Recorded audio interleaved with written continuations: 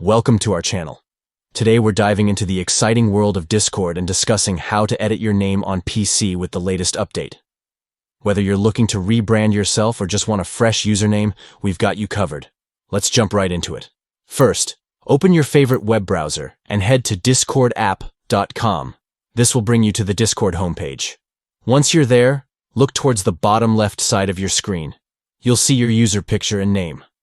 Right next to them, there's a little gear icon. That's the settings button. Go ahead and click on that to open your user settings. Now that you're in the settings menu, scroll down a bit until you see the option to edit. This is located next to your current username and profile picture. Give that a click to proceed. Next, you'll see your current username displayed. Click on it to highlight it.